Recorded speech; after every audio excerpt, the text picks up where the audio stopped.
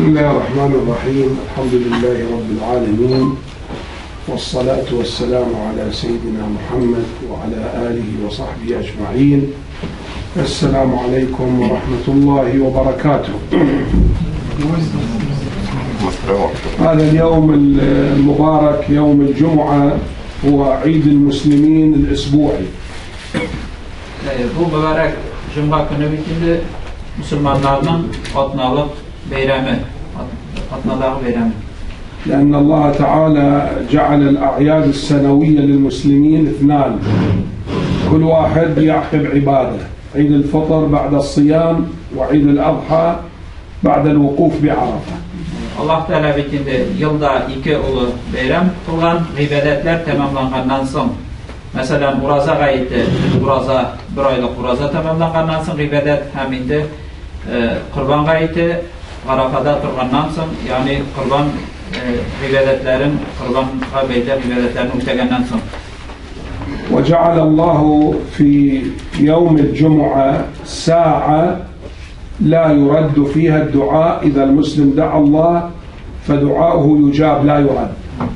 Allah Teala Cuma gününde bitinde bir saat bir vakit belgilegen, bu vakitte Müslümanın kılgan duası kabul kiri qaytarılmay. لكن هذه الساعة أخفاها الله تعالى حتى يكون المسلم يوم الجمعة حريصا على الدعاء في كل وقت.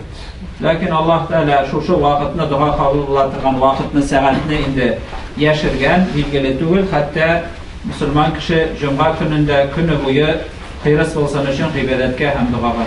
فإذا دعا الله في كل وقت إن شاء الله ممكن ينال هذه الساعة التي يجاب فيها الدعاء. Hem Cuma gününde indi günü boyu şol dua kılsa, zikirler etse, inşallah indi şol dua kabul kılan vakitte turu kilirgen mümkün. وكثير من العلماء اجتهدوا فقالوا الساعة هي تقع بين صلاة العصر إلى المغرب من يوم الجمعة، يعني الآن هذا الوقت. Galimler indi üzerinin ijtihad kılıp indi kayberleri eğitkenler ol indi şu ikindi bilen akşam arasındadır bulunga mümkünçülüğü kubrak gibi eğitkenler. وعبادة الله تعالى متنوعة ليست فقط الصلاة والصيام. نعم الصلاة والصيام عبادة، لكن هناك أمور أخرى يقوم بها المسلم والمسلمة هي أيضا عبادة لله تعالى.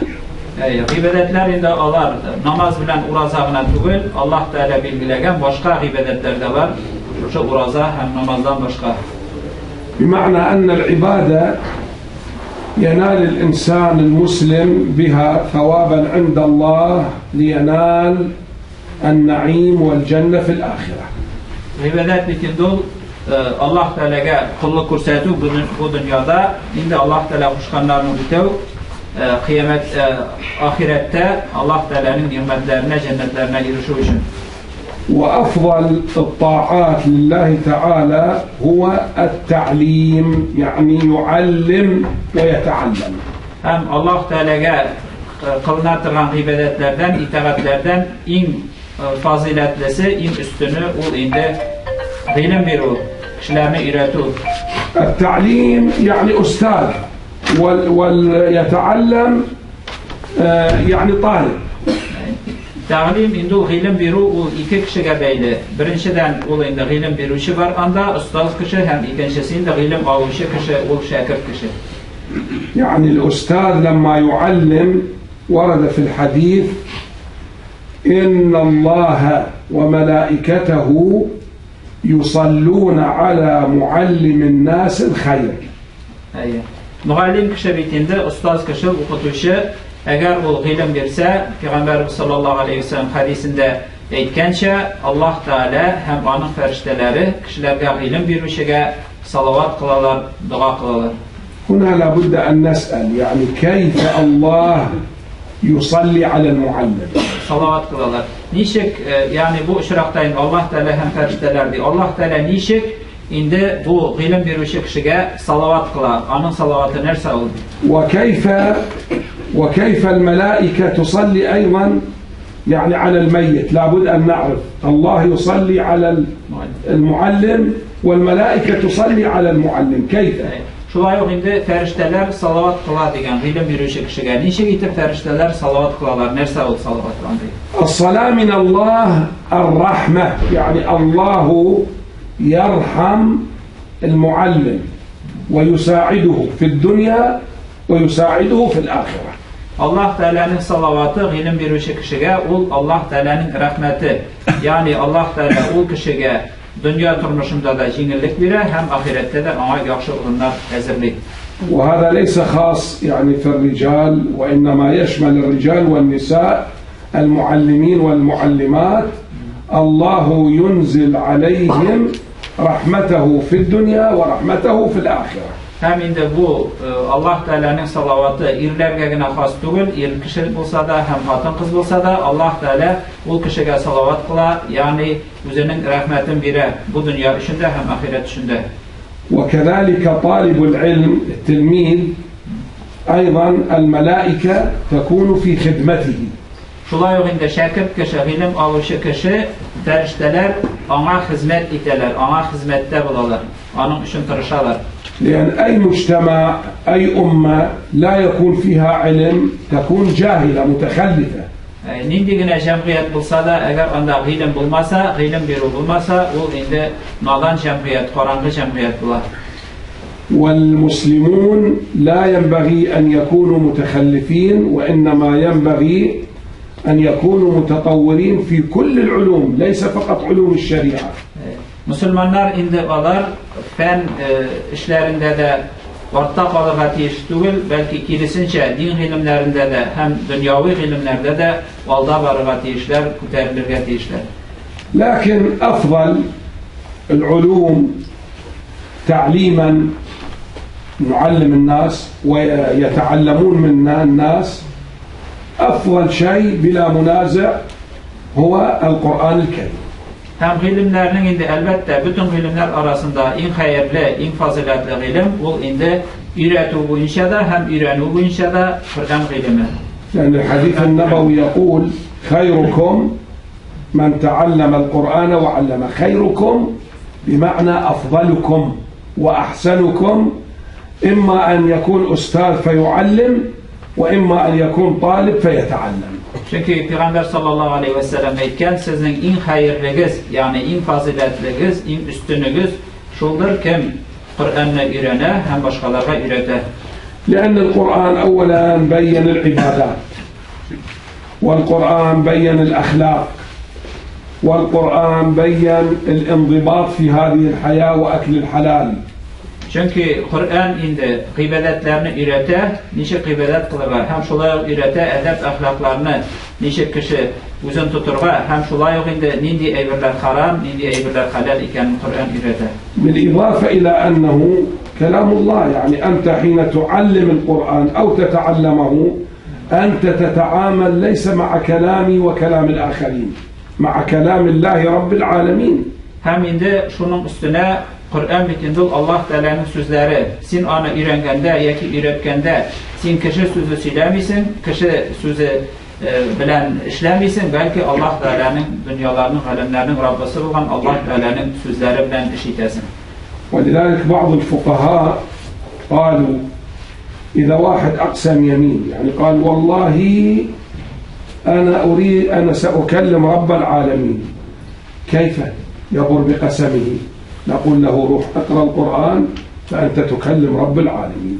Şu akura fıkıh alimleri eyte, alimler eğer bir kişi eytsedi, vallahi min Allah Teala bilen söyleşem diye eytsedi, o nişik şuşu ant etseyinde, şuşu antı nişik uti oldu.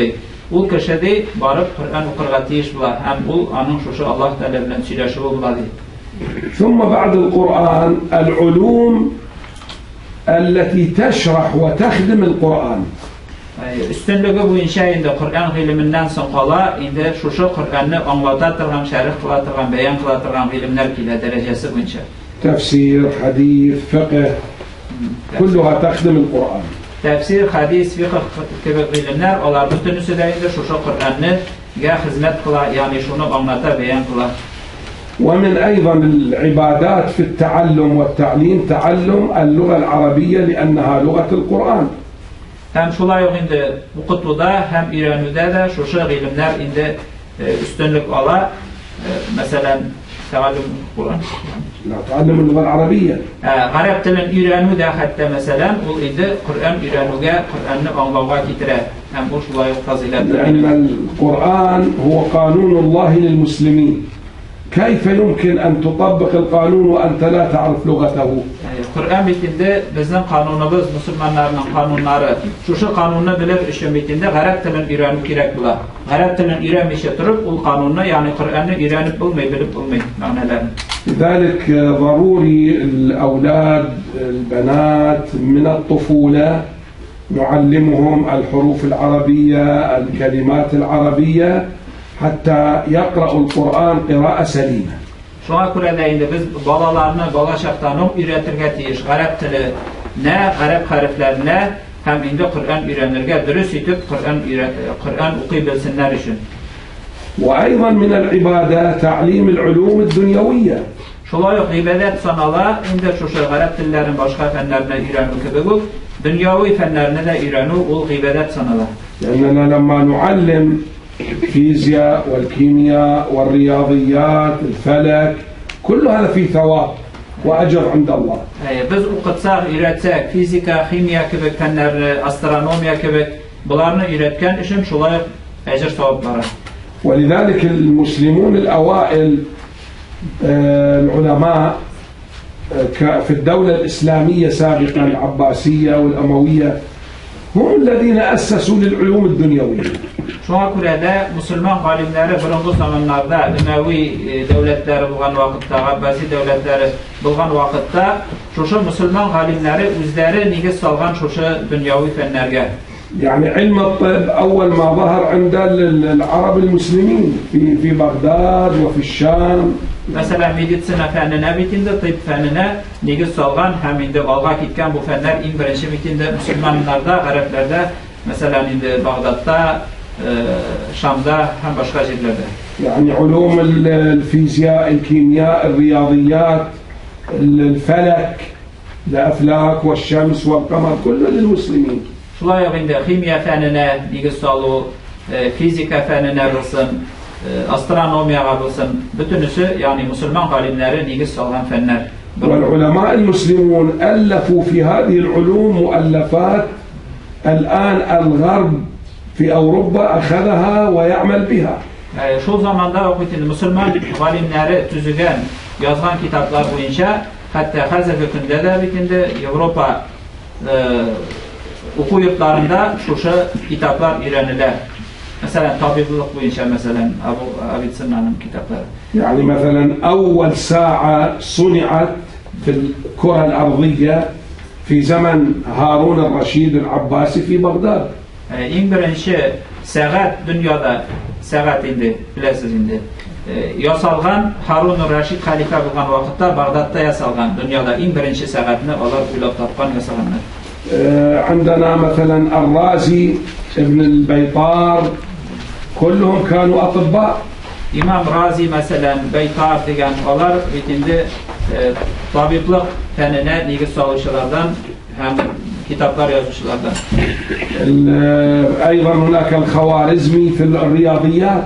Mesela Hawarizmi bitinde algebra fenine nigiz salışılardan. ابن سينا أيضا في الطب والفيزياء وكله. İbn Sina mesela tabiplik fenlerinde, fizika fenlerinde bitinde onun işleri var. في العدد الآن يعني لما نحسب 1 2 3 العدد الذي اخترع الصفر هم المسلمون. Şulay bitinde sonlarda 0 degen son bulmagan bitinde hem 0 degen sonuna bitinde 0 inde 0'ını en birinci Müslüman alimleri çağırganlar.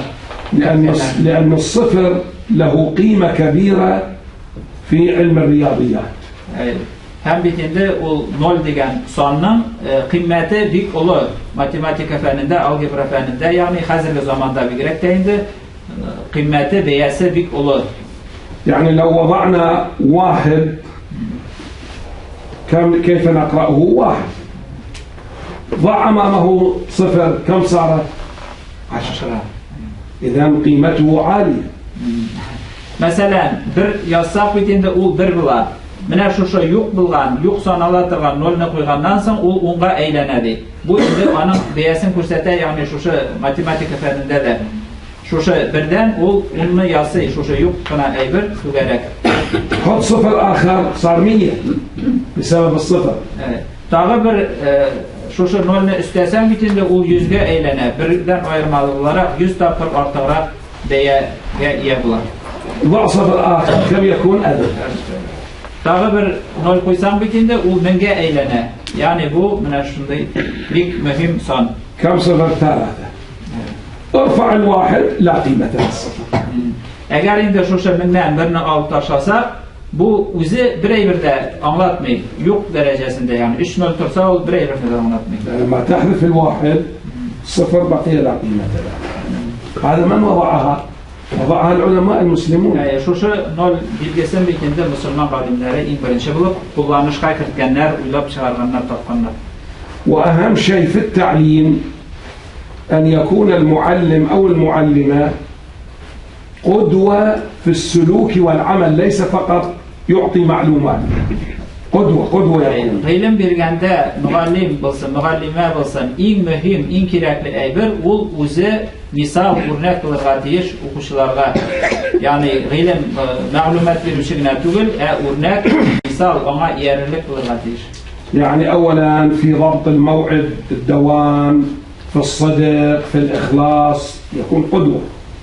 Mesela işlerinde devamlı bulu, doğru bulu, hem başka şuşunda yani yaxşı ahlaklarda, hılıklarda o örnek kılırga deyiş, yertirlik kişilerini kılırga deyiş. أيضا في أداء العبادة يكون قدوة. Şulay ibadetler ötevde de o örnek kılırga deyiş o kişilerine. يعني ليس من المعقول أن يكون معلم ويكون وقت الصلاة يقول لطلابه اذهبوا صلوا وهو يذهب لا يصلي.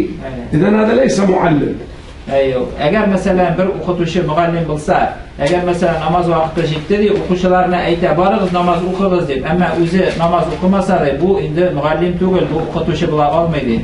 Bu akılga sığmıyor. لأنه القاعدة تقول فاقد الشيء لا يعطيه. يعني أنت لو طلبت مني مثلا شيء وليس معي لا أستطيع أعطيه.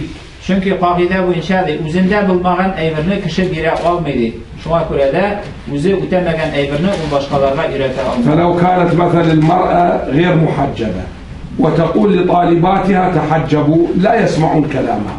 Mesela indi eğer hatun kız okutuşu müallime özü yağlıksız olsa hem de şakir kızlarga aytsa yağlık beylep yürügüz deyse onu bir kimde bu kızlar tınlamayacak. إذا المعلم دوره يعطي العلم ويعطي السلوك العمل. Müallimnin vazifası şulaytır ikev. Birinciden o ilim bire, ma'lumat bire, ikinciden o örnek bula başkalarga edep ahlak ürete. وإن شاء الله إذا عندكم سؤال من الرجال أو الأخوات النساء اللي عنده سؤال ممكن يسأل حتى يكون بيننا وبينكم حوار. Hazır indi Hazreteyte eğer indi sorularınız olsaydı sorularınızı veririz hatta indi tege ilmi bir bahas ne bilsin için indi yani jiyiliş bilsin için bu söylep sizden naklanatı şuna göre de erler bulsa da hatun kızlar bulsa da hatun kızlar indi yazsanız indi yazıp jibeririz sorularınızı. لأن الحركة العلمية هي تكون ليس من واحد فقط إنما مشتركة. واحد يسأل واحد يجيب واحد يناقش. Çünkü ilim işe bittiğinde ol bir yaklığına bulmayı bir kişi iletip ikinci kişi tırnakına bulmayı indi bir kişi sorar ikinci kişi cevap verip yeki bahar edilen ilim şulay ittirip varlıkta kileri. وإلا إذا بقينا فقط نتكلم بدون سؤال وجواب يعني يصير مثل التلفزيون نسمع فقط. Eğer indi minsiler diye siz tırnakına otursanız bu indi televizyon para oturup kebutken evladı. Bir faydası olmaydı. Eğer sıralarınızın biri görüyor. Apalar arıstaylar yazıp jibeririz. Bulay sorasanız da bulay indi ama kıyınsınsanız indi yazıp jibeririz sıralarınızı bütün sıralarda. يعني ممكن السؤال يكون بالمباشر وإذا ربما يخجل من الكلام ممكن يرسل بورقة. لا بأس. يعني يكون الاثنين المباشر وبورقة. Sizden sorular çok bitindi. Mine bu neler turunda uzun namaz okuy, iri okumay, yaki irim vermey, şükür sorularımızı bir bağlığız min andilarga, mina qaraganda Hazret indi. Selamun aleyküm. Bir soru var Hazret. أول شيء اقرأوا عليهم يسمعون يعني ما هو السؤال. Soru Esselamu aleyküm. Naš dasta paštijende Šeh As-Sa'di digan. Иншаллах, скоро у нас долгожданный Маулид ан-Наби. Многие, особенно молодежь, считает это бидра. Что вы скажете нам на этот счет? يعني الشباب يقولون أن هذا المولد يعني بدعة. ما رأيكم في هذا؟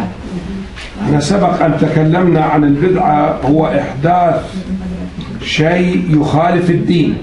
Bid'at ol alдағы dərslerde, şuraşlarda Hazret aytgani, bid'at ol dinde yanlılık kırtı, din içinde. يعني الحديث صريح من أحدث في أمرنا يعني في ديننا ما ليس منه فهو رد يعني مردود لا نقبله. Çünkü bu bitinde hadiste Peygamber sallallahu aleyhi ve sellem'den kide kim şuşu işimizde yani dinimizde yanlılık kırtsa ol indi kiri kaytarlar. يعني كثير فاضلة ديجان پیغمبر صلى الله عليه وسلم. ولما تكلمنا أعطينا أمثلة قلنا لهم الله فرض 5 صلوات لو عملناها 6 هذا بدعة لأن السادس ليس من الدين. Mesela indi misal keltirgan edik indi 5 namaz kılganda o betinde ibadet bizim dinimizde eğer bir ayetse indi 6 namaz okuyayım dese bu indi dinde yanlılık kırtı bular. Anday eyber çünkü bizim dinimizde yok. وقلنا الله فرض صيام شهر رمضان ممكن واحد يقول أنا سأترك رمضان لا أصوم إنما أصوم في شوال هذا ليس من الدين هذا بدعة. شوية مثلا رمضان ayında bizge uraza tutup qaralgan lakin ul aytsa mesela min Ramazan ayında tutmayım ama bir ay Şevval ayında tutan dese bu indi bizning dinimizden tugul yani şeriattan tugul anlayabilir.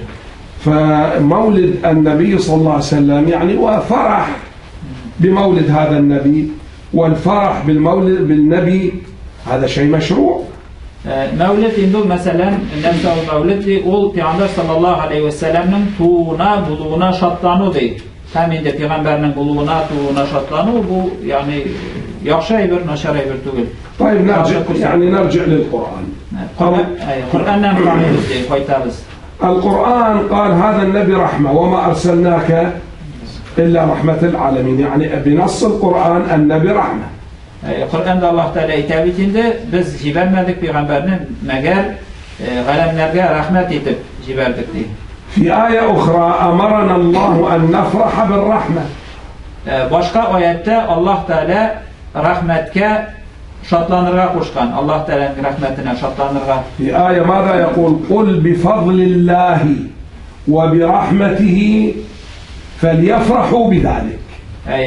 O ayette Allah Teala ayta Allah Teala'nın faziletine hem Allah Teala'nın rahmetine mine şuşu eybirlerge müminler şatlansın deyip. إذن لما نجمع بين الآيتين النبي رحمة وأمرنا أن نفرح بالرحمة إذن نفرح بمولد النبي. Şöyle iki ayetini birge getirip parasak birisinde ayta Peygamber ol sizge rahmetli Allah'ın rahmeti ikinci ayette ayta Allah'ın rahmetine şatlanığı suyunuz deyip. Şöyle getirip إذن يعني هذا بالقرآن.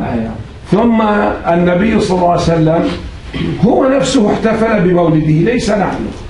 Anlam bitinde Peygamber sallallahu aleyhi ve sellem üzünün tuğan günü bilen tuğu bilen indi beyram etken yaki şatlangan. لكن احتفل بطريقته الخاصة صام يوم الاثنين كان يصوم كل اثنين يصوم يا رسول الله سئل لماذا تصوم قال ذلك يوم ولدت فيه. Peygamber sallallahu aleyhi ve sellem indi beyram etti diye şimdi ortaya aşağı ışığı turunda söz var mı? Üzünün tuğan günün beyram etken işi uraza tutup hem indi düşenbe günü uraza tutkaç Peygamber sallallahu aleyhi ve sellem'den soraganlar ni üçün bu günü uraza tutasın deyip çünkü min bu günü tuldum deyip etken. Yani şu tuğan günün uraza tutup yani beyram etken. Entum ta'lamun enne النبي محمد صلى الله عليه وسلم من أبوه عبد الله وعبد الله توفي وآمنة بنت يعني آمنة أم النبي صلى الله عليه وسلم حامل به يعني عبد الله لم يرى ابنه محمدا. Peygamber sallallahu aleyhi ve sellem tuğanda bitinde onun atası vefat olgan. Emine anamız bitinde Peygamber sallallahu aleyhi ve sellem'in anası Emine bitinde Peygamberimizin tapkanda indi onun atası vefat bulun. فكان كل قريش ينتظرون هذا المولود حتى لا ينقطع نسل عبد الله. Hem indi bütün Kureyş kabilesindeki kişiler de indi Kureyş kabilesi bir kütüp durganlar, kütüp alganlar şuşu Abdullah'ın Peygamber sallallahu aleyhi ve sellem atasının nesili devam etsin için şuşu balanı indi. Emine bala tapkanın bir kütüp alganlar. وإنهم لا يعرفون أنه سيكون نبي ويكون رسول بعد 40 سنة. لكن هم كانوا يريدون مولودا لعبد الله الذي مات. Hem onlar bitinde Peygamber bulasını bilmegenler, lakin barıbır onlar şatlanıp kütüp durganlar şuşu indi balanı Abdullah'ın atası Abdullah'ın nesili devam etsin için. Abdülmuttalib semmahu Muhammeden. Hem indi Peygamber sallallahu aleyhi ve sellem tuğaş bitindi atası Abdülmuttalib ona Muhammed diyen isim kuşkan, babası kuşkan. Yani babası isim kuşkan. قال له من أين جئت بهذا الاسم؟ هذا لا يوجد لا في آبائنا ولا أجدادنا. من أين لك هذا الاسم؟ Şundan Kureyşlere etkenlerinde Abdülmuttalib'e koyan getirdin bu isimle, mındı isimle işitkenimiz yok. Koyan çıktı bu isim Muhammed ismi diyen, koyan ilap taptık diyen. قال لأنه هذا ابن ابني ويتيم وأنا أتأمل أن يحمده أهل الأرض وأهل السماء. O Abdülmuttalib etkeninde onun atası vefat buldu, hem o yetim diyen, hem ümitlenem diyen, onu bir hem hukuk ehilleri muhtarlar, muhtavlı bulun ümitlenem hem kütem diyen. وفرح أهل مكة بذلك. Hem Mekke ehillerinde şuşu halge, şuşu vakıya bir şatlanmalar. من بين من فرح واحد من أعمامه اسمه عبد العزى. Hem şuşu bir şatlanan kişiler arasında Peygamber sallallahu aleyhi ve sellem'in hükmünde atasının bir tuğanlarından Abdül'Uzza diyen tuğanı. كانت عنده عبد العزى هو من عم النبي. كان عنده عبدة يعني خادمة اسمها ثويبة. Onun indi bir kenizege bulgan kul kız bulgan Thuveybe isimli. جاءت قالت له سيدي ولد مولود لأخيك عبد الله فرح قال اذهبي أنت حرة ما تخدميني. Ona bitinde Peygamber sallallahu aleyhi ve sellem abisine kelime etkenler yani süyünçe dibizinde süyünçe bilgenler senin tuğanın Abdullah'ın malayı tuğda digeç ondan sonra da şu şartlarından özünün kendisini azat etken. أنه فرح فرحا شديدا فأعتق هذه العبدة. Şu süyünçe indi özünün kulun azat etken. هذا عبد العزى ربما تستغربون إذا قلت لكم هذا أبو لهب الذي لعنه الله بالقرآن.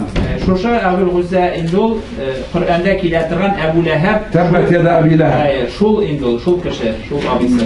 ويخبرنا النبي صلى الله عليه وسلم أن هو في النار لأنه كافر لكن يخفف عنه العذاب كل اثنين لأنه فرح بمولد النبي. Hem Peygamber sallallahu aleyhi ve sellem'den hadis var.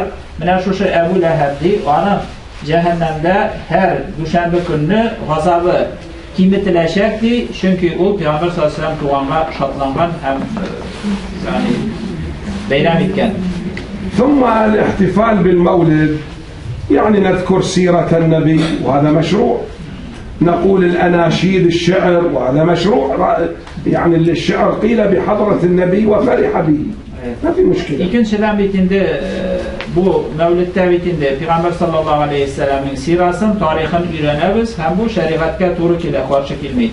İkinciden bitinde bu mevlütte şiirler eğitiler. Şeriatka karşı bulunmagan hem Peygamber sallallahu aleyhi ve sellem özü de şiir tımlarga yaratıp durgan bulgan hem onun meclisinde bitinde şiirler eğitilgen Peygamber sallallahu aleyhi ve sellem özü isen vakittedir. وحتى لما نطعم الطعام للناس ونجمع الناس على الطعام هذا فيه ثواب. Hem eğer indi konaklar çağırıp beyran etsek, aşasak, içsek, ol bitinde şeriatka karşı kelmeyi, ol bitinde kişilerini jiyip aşatı, konak etu, hürmet etu, ol savap. لكن لابد أن نحذر يعني مثلا عندنا في بعض البلدان العربية الاحتفال يكون فيه إثم.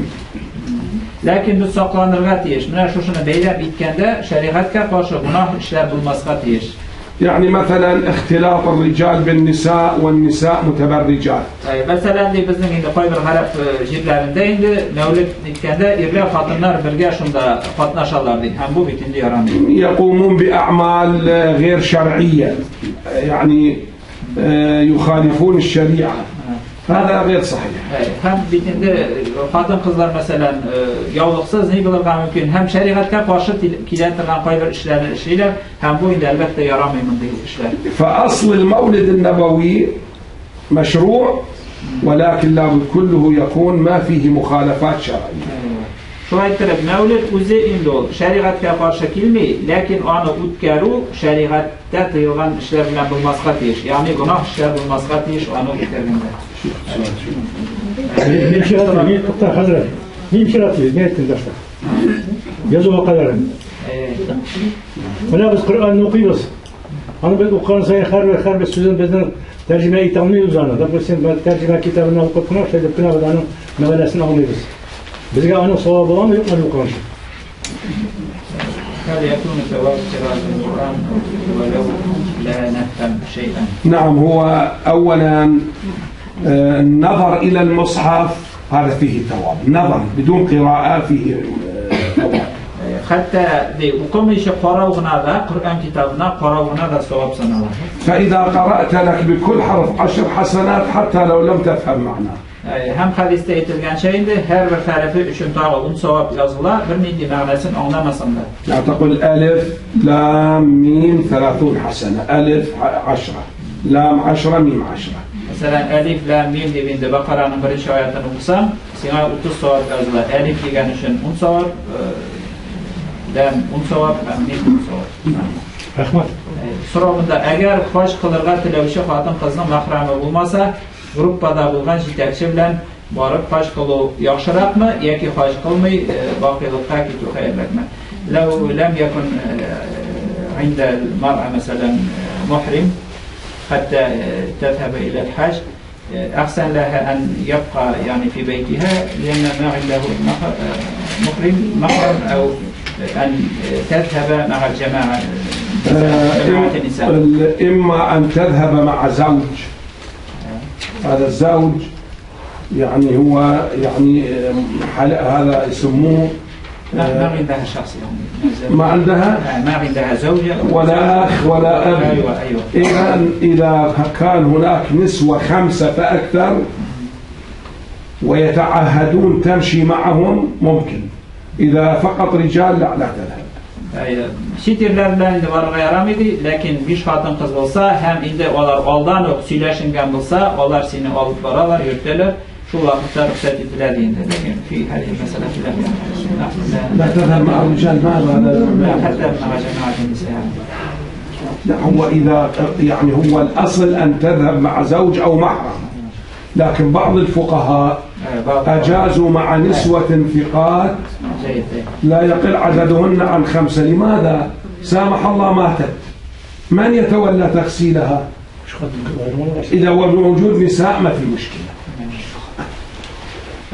Qayber alimler indi bu meselede biz biliriz indi direkt Qayber alimler şulay ruhsat etdi. Bir xotin qiz bo'lsa birga boramiz deb, onu indi qaraymiz deb shulay kelishgan bo'lsalar, u vaqtda ruhsat etdi Qayber alimler deydi. Ne uchun deganda endi u aytadiki, xotin qiz bo'lsa, ana bitindi boshqa xotin qizlar yuva olar, shunga ko'ra da endi ya'ni u kishisiz bo'lmaydi. Agar masalan yo'lda vafot bo'lsa, umuman bir kishisiz bo'lmay, u xotin qizlar yuvib ana yerda olar, shunday ma'noda. Shuning uchun deydi, ruxsat etganlar deydi. Uchinchi Если муж не разрешает ходить на учебу в мечеть, не хочет, чтобы одела платок, заставляет ходить на работу и больше зарабатывать денег, как поступать, чтобы сохранить семью? يعني في غاية مسلمان دائما إذا مسلمان رنده يعني يعتبر مسلما زوجه، لكن زوجه مثلا ينهاها أن تذهب إلى المسجد للتدريس ويأمرها أن يذهب إلى المصنع وتكسب.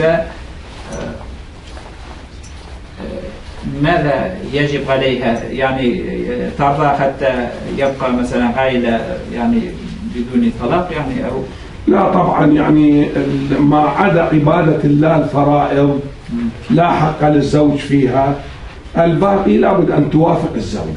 يعني لو قال لها لا تصلي لا تطيعه، لو قال لها تبرجي لا تتحجبي لا تطيعه، لكن بقية الأمور ممكن بالاتفاق. Neydi farz eybirden tıysa bu sunu tiyiştugildi farz eybirden. Lakin farz bulmagan başka eybirlerde de yaxşırak elbette irine bu sunu tınlaudu. Buldu mu? Mügallime olarak bizi işli olmagan amellerini anlatı nişek bula degen. Bizi işli olmagan amellerini anlatı. Buna cevap buldu bu gayinde. Bizi işlemeyen bir şey var. İşledi beytir. Eyte olmayduğunda bu dürüst bulmayı mügallime.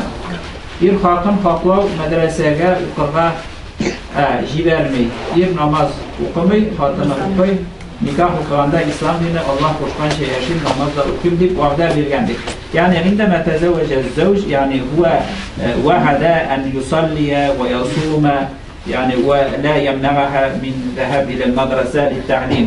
لكن بعدما تزوجوا هو يعني يمنعها من هذه الأشياء ويعني ما يصلي وكذا. يعني هو أولا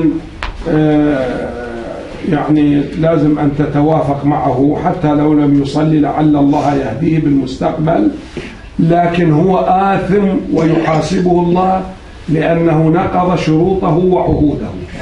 Birinciden deyinde ol, hatta namaz okumasa da, lakin barabar indi, mümkün kadar indi onun sözünden çıkmasına gerek, belki Allah Teala şu sebeple onu doğru yola gönderirdi, namazga bastırırdı. Lakin indi ol öz şiratında şu vaqda etken eybirlerini işlemegen için indi ol uzur günahlılar şuldu.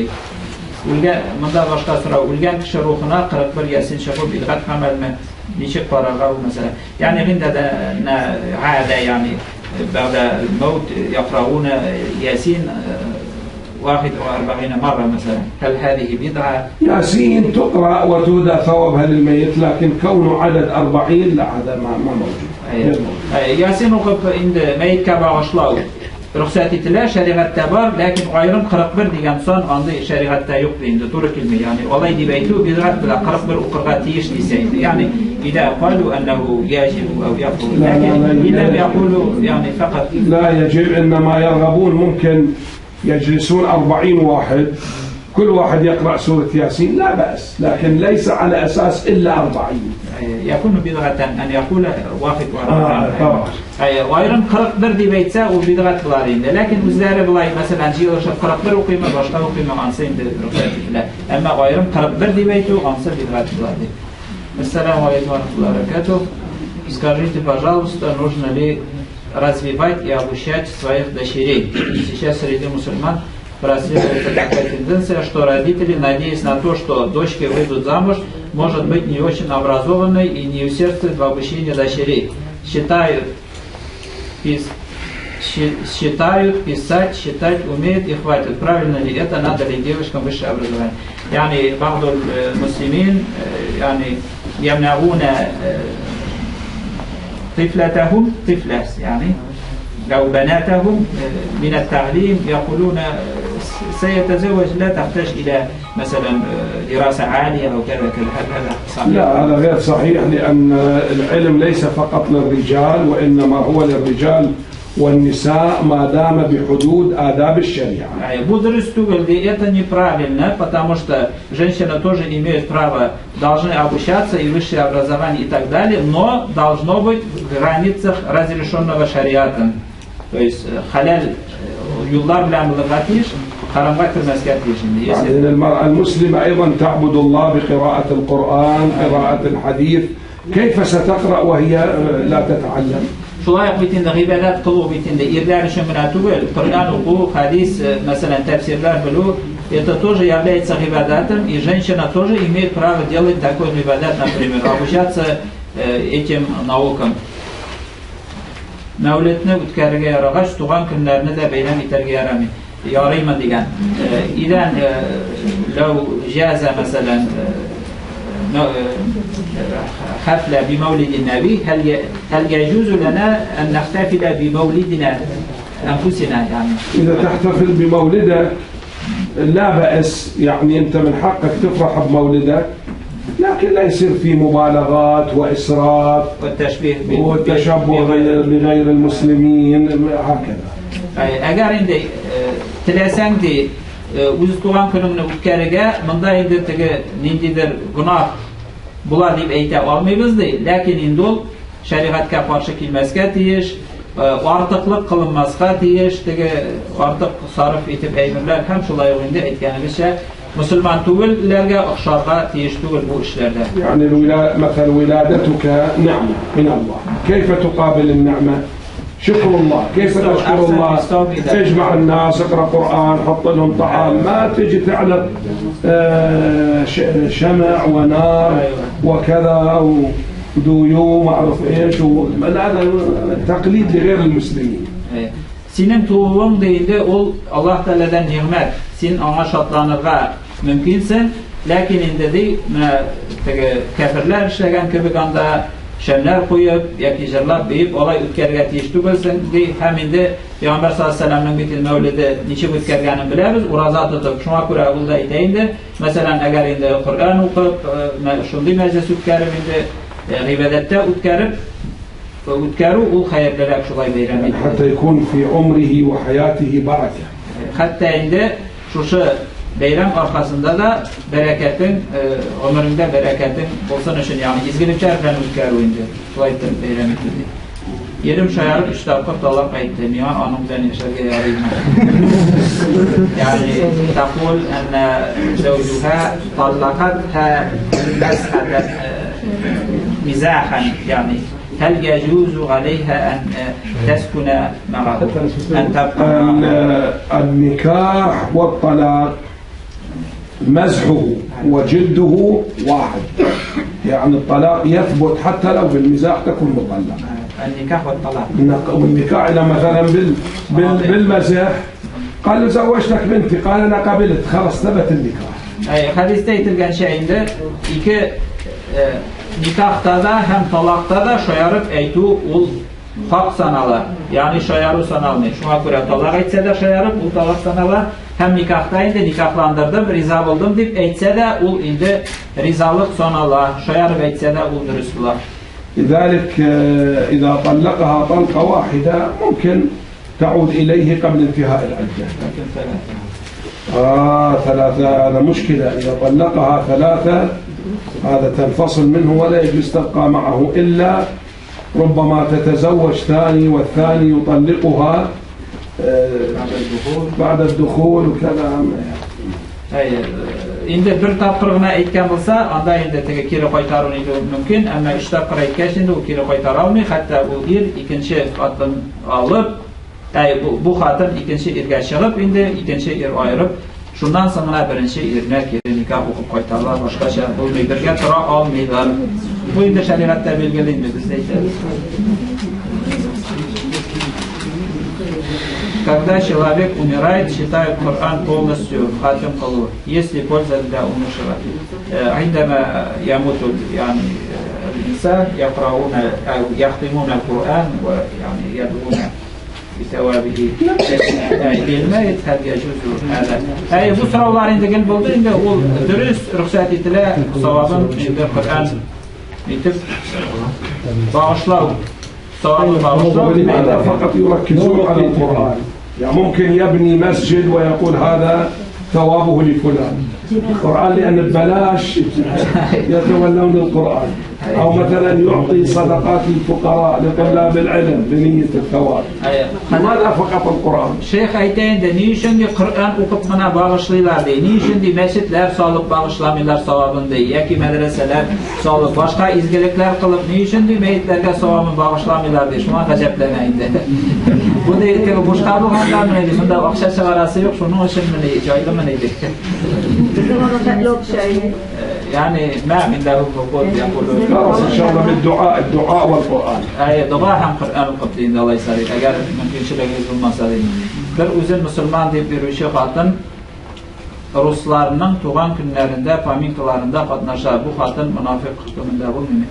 Yani el-mar'a muslime teşteriku fi hafelat yani nasraniye mesela أو في مولد في حفلة المولد مع النصارى مثلا نصرانيات وفي تعزية الأموات يعني غير المسلمين. تعزية يجوز. هل تكون هي يعني منافقة؟ لا التعزية يجوز. أما الحفلات الأخرى طبعا أكيد غير شرعية، ربما حتى فيها خمور وكذا لا يجوز. لكن التعزية هاي قضية إنسانية. لا في حفلات يعني عن ذكر الأموات يعني لغير المسلمين تشتركوا. المفروض المسلمة لا تشترك في هذه الأمور. لكن إن لم يكن فيه يعني عبادات. لا هو يعني تعزية يجوز. Neydi gıybedet bulmagan eybirlerinde mesela şu paminka eğer anda haram eybirler bulmasa arakı şu lidu kebekli kayga ortaklaşu ruhsat etiler birinin ziyan yok diyende. Sonra şu bulsaydı yani münafık sanal mı haram eğer anda haram işlerde katlaşmasa bulay kayga ortaklaşu Müslüman Türk kişiler bilen de onda yürü lidu uze neydi ruhsat etiler ziyan yok diye. Sorular bitti bu yani. Sizlerin soruları yok mu? Ozan buldu. Ozan buldu. Bu dinaril Mağribe'ye. Muhasebe ev muhafız. كاين ما عندهم شيء. Sorular yok aymen buldu mu? Rahmet yavsan Hazretleri deyildi. Ozan aytildi. Şu makbule namazlar karalarız. Şuşunu bilen temel bulayındı.